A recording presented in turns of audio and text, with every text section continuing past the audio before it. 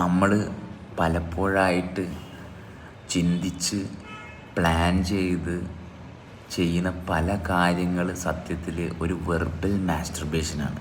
മനസ്സിലായോ? അതായത് നമ്മുടെ മൈൻഡ് കൊണ്ട് നമ്മൾ ചെയ്യാൻ നിർബന്ധിതരാവുന്ന ചില സ്വയംഭോഗത്തിൻ്റെ കരടുകളാണ് പിന്നീട് നമ്മളെ വേണ്ടാത്ത രീതിയിലുള്ള ഈ ഡ്രഗ്സ്, മയക്കുമരുന്ന്, അല്ലെങ്കിൽ നമ്മൾ ചെയ്യുന്ന പ്ലാനുകളാണ്. എനിക്ക് ഇന്ന കാര്യം ഇന്നത് കൊണ്ട് ചെയ്യണം. അങ്ങനെ നമ്മൾ നമ്മുടെ മൈൻഡിനെ ഉപയോഗിച്ച് പ്ലാൻ ചെയ്യുന്ന ഓരോ വെർബൽ മാസ്റ്റർബേഷനാണ് പിന്നീട് നമ്മുടെ ഈ പോണിന് അല്ലെങ്കിൽ നോർമലായിട്ടുള്ള ഫിസിക്കൽ മാസ്റ്റർബേഷനിലേക്കുള്ള അഡിഷൻ അല്ലെങ്കിൽ ഡ്രഗ്സിലേക്കുള്ള അഡിഷൻ.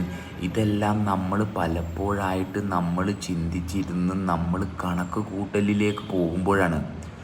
ഈ പ്ലാനിങ്ങിലേക്ക് പോകുമ്പോൾ എന്താ സംഭവിക്കുന്നത്? നമ്മളെ ശരീരത്തിൻ്റെ പ്രവർത്തനവുമായിട്ട് നമ്മൾ ഡിറ്റാച്ച്ഡ് ആവുകയാണ്.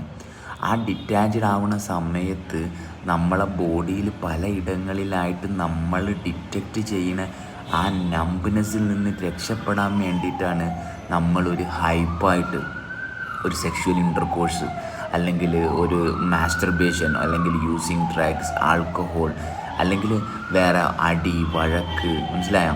എല്ലാം ഒരു ടൈപ്പ് ഓഫ് എക്സ്പ്ലോഷൻ നമ്മളിൽ സംഭവിപ്പിക്കാൻ വേണ്ടിയിട്ട് ഉള്ള ഒരു പാടുപെടലാണ് നമ്മുടെ ശരീരം ചെയ്തുകൊണ്ടിരിക്കുന്നത്. അപ്പം നമ്മൾ ചെയ്യുന്ന ഓരോ പ്രവൃത്തിയും നമുക്ക് ശ്രദ്ധിക്കാൻ പറ്റിയിട്ടില്ലെങ്കിൽ നമ്മളിതുപോലെ ഒരു ജയിലിൻ്റെ ഉള്ളിലായിരിക്കും, നമ്മുടെ മനസ്സിൻ്റെ ജയിലിൽ. പിന്നെ ആ മനസ്സിൻ്റെ ജയിലിലായിക്കഴിഞ്ഞാൽ പിന്നെ ഇങ്ങനെ ഹൈപ്പ് ഉണ്ടാക്കുന്ന കാര്യങ്ങൾ മാത്രമേ നമുക്ക് ശ്രദ്ധിക്കാൻ പറ്റുള്ളൂ. ആ നിരന്തരം നമ്മളിലുള്ള ആ ശ്രദ്ധ പോകും. അപ്പോൾ നമ്മൾ വളരെ ശ്രദ്ധിക്കേണ്ട കാര്യമാണ്. We don't have to plan anything, we just have to B.